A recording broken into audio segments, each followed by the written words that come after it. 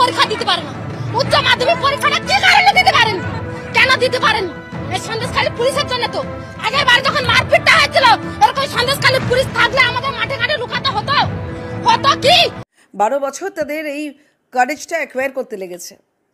এতদিন ধরে তারা সেই সাহসটা সঞ্চয় করেছেন ক্যামেরার সামনে বলার। আপনারা লক্ষ্য করেছেন সন্দেশখালীর মা বোনেরা কিন্তু আর যেমন তেমন হাতাখুন্তি নিয়ে এগিয়ে আসছে না।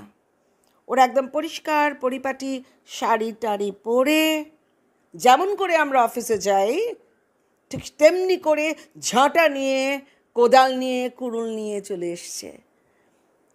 একেবারে সংঘবদ্ধ গণ আন্দোলন বাই মহিলা। একটু বুদ্ধিজীবীরা আপনারা একটু দেখুন না, শিখুন না কেমন করে আন্দোলন করতে হয়। শিখুন, আপনারা শিখুন, এই মেয়েদের কাছ থেকে শিখুন। এবং তারা কিন্তু কেউ অশিক্ষিত নয়। দু একটা ইংরেজি কথাও শুনে নিয়েছি। তারা অশিক্ষিত বলে এতদিন অনেক পিটফিট টিপিয়েছেন, অনেক আরও নানা রকম অসভ্যতা করেছেন, পিঠে বাড়াতে বলেছেন রাত্রি 12টার পর। সেই পিঠগুলোকে চাপকাতে ইচ্ছা করছে না আপনাদের বুদ্ধিজীবীরা?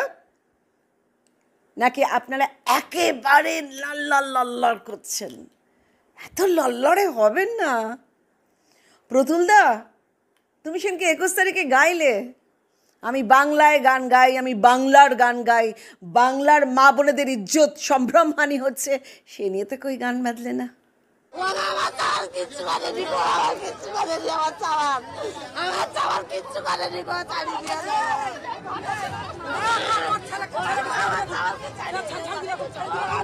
টিআরপিটা কমে গেছে, এই সব কিছু করে টিআরপিটা কমেছে। ওইখানে রচনা এত বছর ধরে নিজের শ্রম এবং জিয়ের মানুষদের এত শ্রম, এত বুদ্ধি, এত বিবেচনা করে যে ওই ইভেন্টটাকে অনেক বেশি ফ্রুটফুল করেছে, কমার্শিয়ালি সাকসেসফুল করেছে, সেখানে গিয়ে উনি ওনার টিআরপিটা একটু ঝালিয়ে নিলেন আর কি। কারণ নানা রকম সব ভুলভাল কথা বলেছেন, প্রধানমন্ত্রীকে বয়াকার কী সব বলেছেন, আরও অনেক কিছু করে ফেলেছেন। সন্দেশখালীর নিজের লোকজনদের দিয়ে সন্দেশখালীর মেয়েদের অভিনেত্রী বলেছে, ছোট ঘটনা বলেছে, সাজানো ঘটনা বলেছে। বিজেপি অনুপ্রাণিত বা বিজেপির মানুষরা নাকি ওর মধ্যে ঢুকেছে। কোথায় ছিল বিজেপি দলটা এতদিন? নচিকেতার কথা না ছেড়েই দিলাম। প্রতুলদা, তুমি আমাদের গর্ব। 21-এর মঞ্চে যখন এলে তখন তুমি জানো না যে যার আহ্বানে এসেছো সেই মুখ্যমন্ত্রী, আমাদের প্রধানমন্ত্রী, যাই হোক অত্যন্ত খারাপ লোক ধরে নাও, কিন্তু সেই লোকটাকে বয়াকার বলে গালাগাল করেছে। এটাকে বাংলা খেস্তি বলে। তোমার মুখ্যমন্ত্রী খেস্তি মারছে, যাকে সারা পৃথিবী স্যালুট করছে, তাকে তোমার মুখ্যমন্ত্রী গালাগাল করছে এইভাবে। আর তোমাদের স্পোক্স পারসন কুণাল, বিখ্যাত কুণাল, তিনি আমাদের অগ্নিকে তেড়ে মারতে যাচ্ছে চ্যানেলে। বলছেন নির্লজ্জ বেহায়া একটা ন্যাশনাল টিভি চ্যানেলে বসে। শুধু নির্লজ্জ বেহায়া বলেনি, আমাদের যিনি অফিস সেক্রেটারি প্রণয় দা, তাকে তো অমুকের বাচ্চা বলেছে, যা নয় তাই বলেছে।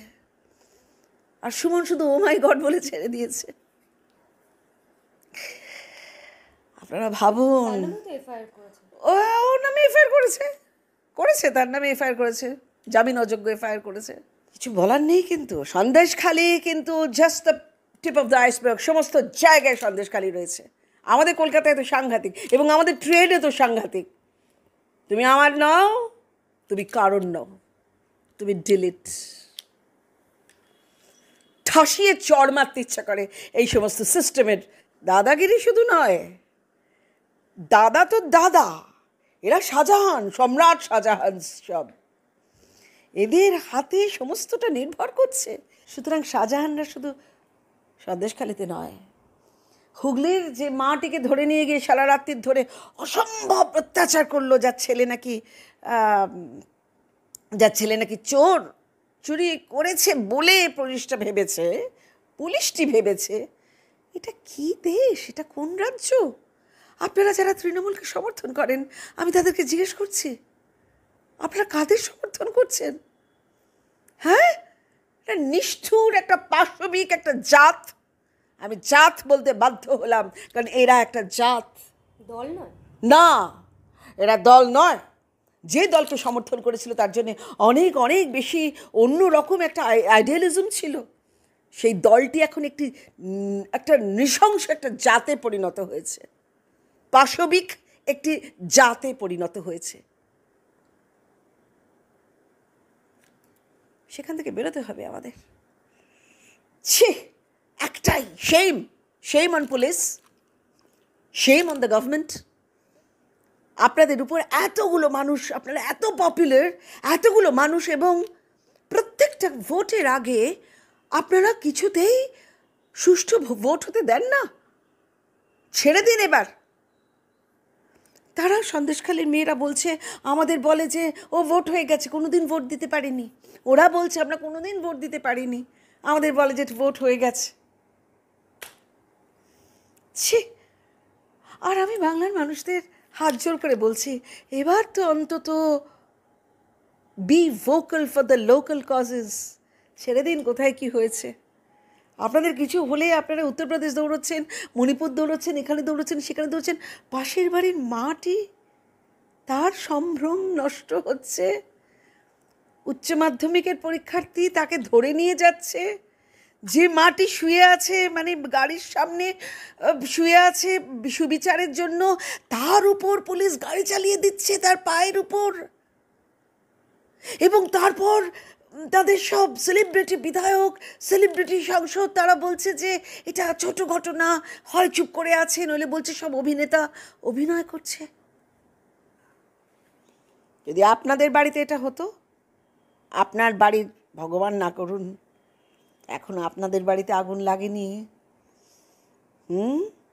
আপনাদের বাড়িতে আগুন লাগলে কিন্তু জলটা পাড়া প্রতিবেশীদেরই আনতে হয়। তো এবার পাড়া প্রতিবেশীকে পাবেন তো যখন আপনাদের বাড়িতে আগুনটি লাগবে।